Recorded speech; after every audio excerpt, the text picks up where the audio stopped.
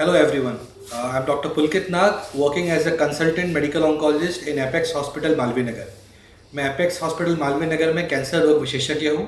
और आज जिस टॉपिक के बारे में मैं बात करने चाह रहा हूँ वो टॉपिक है कोलोन कैंसर और रेक्टम कैंसर। कोलोन अपनी जो लार्ज इंटेस्टाइन होती है यानी कि बड़ी आंत, उसको हम कोलोन उसमें आता है और रेक्टम उसके नीचे के हस्ते जिससे हमारा लैट्रिन का रास्ता बनता है उसको रेक्टम कहा जाता है और उन दोनों को कंबाइन करके वर्ड यूज़ किया जाता है कोलोरेक्टल कैंसर। कोलोरेक्टल कैंसर अगर मैं आज के 10 साल पहले की बात करूं तो ये बीमारी जनरली 50 से 70 साल के बीच में मेल और फीमेल्स में पाई जाती थी, लेकिन लास्ट 10 साल में देखा गया है कि ये बीमारी यंग जनरेशन में यानी कि 25 से 50 साल में भी इसके होने के इंसिडेंस इंक्रीज हो गए। कोलोरेक्टल कैंसर होने के कई मुख्य कारण होते हैं। इसमें से मेजर जो कारण है वो अपनी डाइट से रिलेटेड है, जैसे कि high red meat consumption, smoking, alcohol, और अगर आपको पहले से ही कोई रेक्टम की बीमारी है, कोई इन्फ्लामेटरी डिजीज़ है जिसे कि हम क्रोन्स डिजीज़ और अल्सरेटिव कोलाइटिस बोलते हैं, ये काफ़ी मुख्य कारण होते हैं इनको करने के लिए। लेकिन अब जो आजकल चलन चल रहा है जंक फूड का, यानी कि बाहर जो कि बहुत ज़्यादा मात्रा में बर्गर पिज़्ज़ा कंज्यूम हो जा रहे हैं, जिसको हम हमारे एक आज के टर्म्स में जंक फूड कहा जाता है, इसमें जो हाई कैलोरी कंजप्शंस है जो हमारे ओबेसिटी को इंक्रीज़ करता है, वो एक बहुत ही मुख्य कारण हो चुका है कोलोरेक्टल कैंसर को इंक्रीज़ करने का। अगर मैं साइंटिफिक रूप में बात करूं तो हमारे शरीर में एक माइक्रोबायोम यानी कि कुछ नेचुरल अच्छे बैक्टीरिया होते हैं जो हमको इस कोलोरेक्टल कैंसर से इन खान पान से प्रिवेंट करते हैं। लेकिन क्योंकि हमारा डाइटरी हैबिट्स बहुत बिगड़ चुके हैं, इस वजह से जो यंग जनरेशन है उनमें जो ये नेचुरल बैक्टीरिया है जिसको हम माइक्रोबायोम बोलते हैं, इनके अंदर एक सेल्फ म्यूटेशन डेवलप हो गया है और इसी के कारण से यंग जनरेशन के अंदर कोलोन और रेक्टल कैंसर बढ़ने की तादाद इंक्रीज हो गई है। कोलोरेक्टल कैंसर बाकी कैंसर की तरह 4 अवस्था में पाए जाते हैं, पहली, दूसरी, तीसरी और चौथी। चौथी अवस्था मतलब कि वो अपने कोलोन और रेक्टम के रास्ते से निकल के लिवर में, लंग्स में या पेट में कहीं और फैल जाए। अगर मैं कोलोरेक्टल कैंसर के सिम्टम्स की बात करूं, यानी कि हमको कैसे पता लगे कि हमको रिस्क है कोलोरेक्टल कैंसर का या हमें जांच करानी चाहिए, तो अगर आपको लंबे समय से कब्जी हो रही है, अगर आपको कुछ टाइम से लैट्रिन के रास्ते खून आ रहा है, पेट में बार बार मरोड़े चल रही है और दवाई देने के बाद भी आराम नहीं आ रहा है, भूख कम हो गई है और पिछले 3-4 महीने में अगर आपका 3-4 किलो वजन लगातार गिर रहा है, तो ये सारे लक्षण होते हैं जिसकी वजह से आप कोलोरेक्टल कैंसर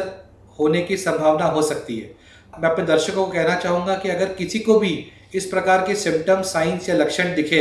तो वो अपने हॉस्पिटल में जाके दिखाए और इसकी प्रॉपर जांच कराए।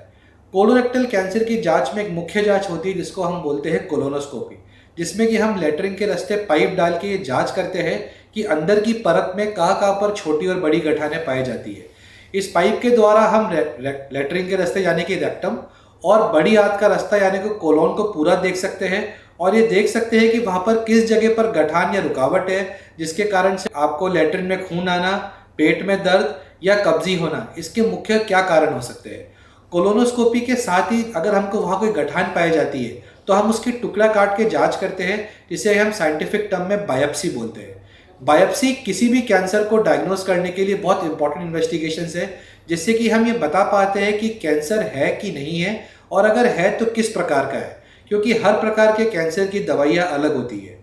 जैसे कि मैंने बताया कि इसकी 4 अवस्थाएं होती है कैंसर की। अगर ये शुरू की 3 अवस्थाएं में पाया गया है तो सर्जरी इसमें पॉसिबल है। अगर गठान का साइज बड़ा होता है और बीमारी ज़्यादा तादाद में होती है, जो कि हमको सिटी स्कैन जो कि पेट का कराते हैं या पूरे शरीर के पेट स्कैन में पता लगता है, तो हम इसको पहले कीमोथेरेपी देके छोटा करते हैं और उसके बाद इसको ऑपरेशन करके जड़ से निकालने की कोशिश करते हैं। ऑपरेशन के बाद जो बची हुई कीमोथेरेपी है वो हम दी जाती है।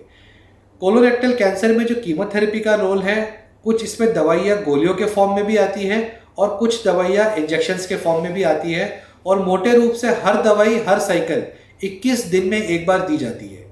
यही अगर कोलोरेक्टल कैंसर यानी कि आंत का कैंसर चौथी अवस्था में पाया जाता है, उस कंडीशन में सर्जरी का इस पर रोल नहीं बचता। इसमें फिर मेजर रोल कीमोथेरेपी, जो कि मैंने आपको बताया गोली और इंजेक्शन होते हैं, टारगेट थेरेपी जो कि एक पर्टिकुलर उस कोलोरेक्टल कैंसर में जो म्यूटेशन है उसके ऊपर काम करता है, और जैसे कि आप सब लोग पढ़ रहे हैं आजकल अखबारों में, इम्यूनोथेरेपी। इम्यूनोथेरेपी इस कैंसर में एक जांच होती है, उसके आधार पे हम चालू कर सकते हैं और उसको कीमोथेरेपी के साथ कंबाइन करके देने का जो रिजल्ट्स है वो बहुत ही अच्छे बताए गए हैं। तो मैं थोड़े बहुत इस समय के माध्यम से अपने दर्शकों को जागरूक करना चाहता हूँ कि वो जंक फूड बाहर के खाने से थोड़ा दूर रहे, खासकर कि यंग जनरेशन अपने आप को फिट रखे, जितना हो सके व्यायाम करें, क्योंकि जैसे कि पहले कहा गया है prevention is always better than cure. So I hope colorectal cancer के बारे में मैंने आपको जो भी इन्फॉर्मेशन दी है, मुझे लगता है आप उसको जीवन में अपनाएंगे। और आज के जो इसके लिए ट्रीटमेंट अवेलेबल है उसमें कोई घबराने की बात नहीं कि अगर किसी को हो जाए तो वह हिम्मत हार जाए। इसमें इलाज करने के बाद काफ़ी समय तक और काफ़ी लंबे समय तक इसका इलाज और लाइफ हो सकती है। तो आई होप मेरे इस वीडियो से आप सब लोग मोटिवेट होंगे और जंक फूड से और अपनी हेल्थ का ध्यान रखेंगे। Thank you.